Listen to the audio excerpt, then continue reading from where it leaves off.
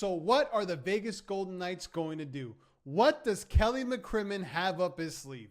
Because if there's one thing that this guy will do and has done in the past is make a bold move. Maybe a blockbuster trade that nobody saw coming. Welcome back to the BetCanada YouTube channel. We got big news coming out of Las Vegas. Alex Pietrangelo, the captain of the Vegas Golden Knights, is done. Shut down for the entire regular season and the playoffs. $8.8 million off of the books for the Vegas Golden Knights. Now, if you don't know, there are new rules when it comes to long-term IR. So this needed to be approved by the player, the league, and the NHLPA, and it has.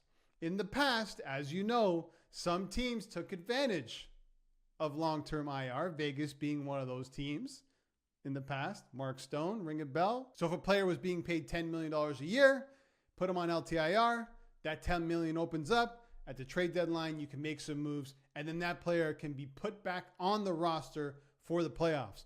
With the new rules that were implemented this season, that can no longer happen. If Pietrangelo was just ruled out for the regular season, the Vegas Golden Knights would not be getting the full $8.8 million because he'd be eligible to come back for the playoffs.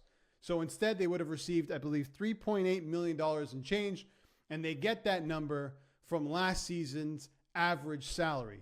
But he's shut down for the whole year, including the playoffs, so that's why the 8.8 is opened up now for the Vegas Golden Knights. So things have changed. The loophole is now gone. I'm sure teams will figure out another loophole, and then when the next CBA negotiations go on, we'll have a conversation about that. That's just usually how these things go. But this is a massive loss for the Vegas Golden Knights. They're losing their captain, a guy who logs a ton of minutes. I think since he's been there from 2020-2021 season, he's played 800 more minutes than the next guy. That's how important he's been. And let's not forget, he was dealing with this last season.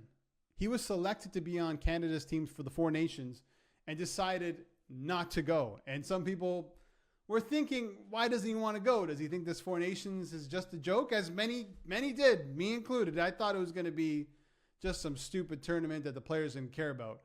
That was not the case. And Pietrangelo was actually injured. He said he wanted to heal up a bit and deal with some injuries so he can be ready for a Stanley Cup run or a playoff run with the Vegas Golden Knights. So the guy's been dealing with this hip injury for a very long time. I don't think his career is over.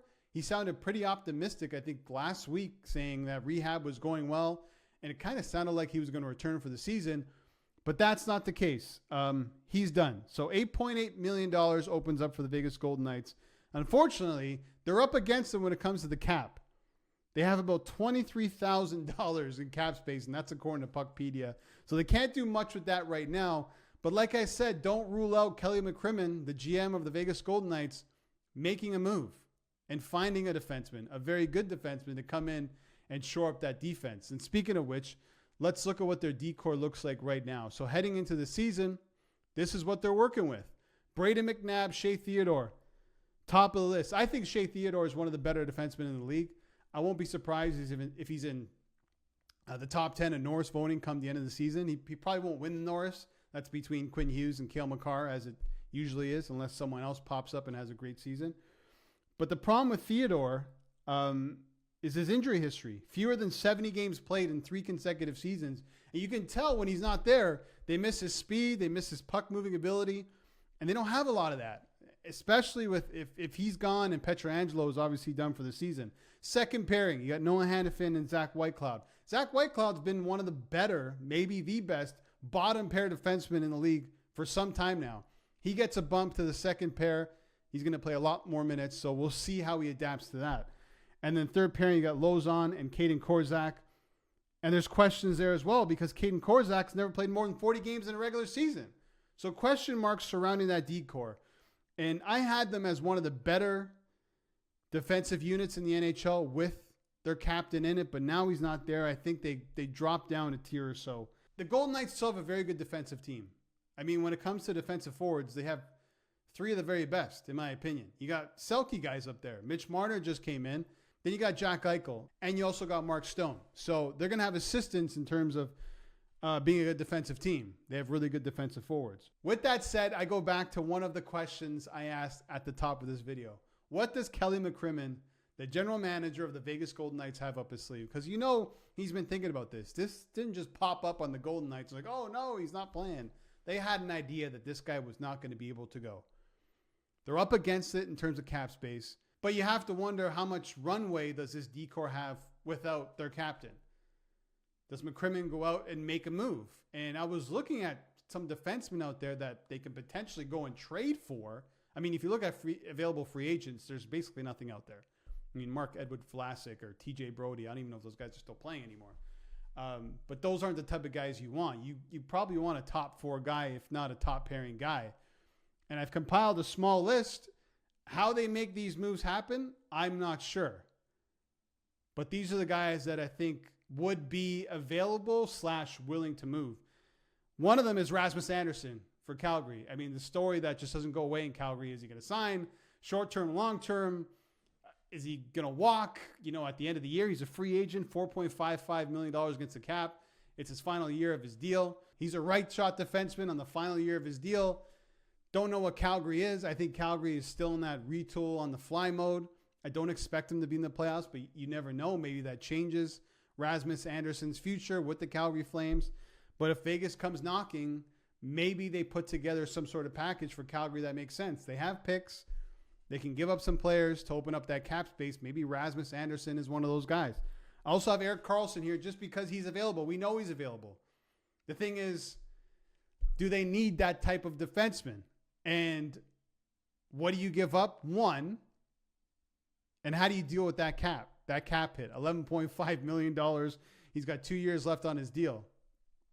I don't know. You probably have to get another team involved to cut that salary down, and hopefully Pittsburgh takes a part of that salary as well. I don't see that one happening, but again, this is a guy who's available.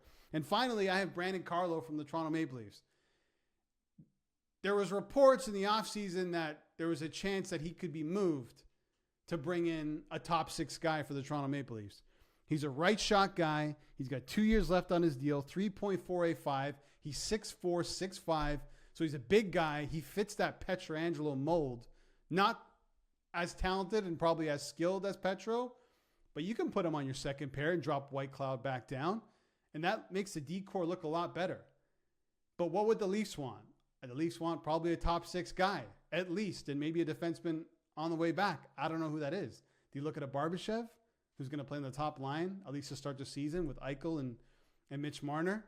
Don't know. But I feel like Brandon Carlo, big right shot guy with a really good cap hit, 3.485, fits really well for Vegas. And Vegas and Toronto just did a little deal together, right? Mitch Marner goes there. Nick Waugh comes the other way. So maybe there's another move to be had there. But it's going to be a wait and see from Vegas.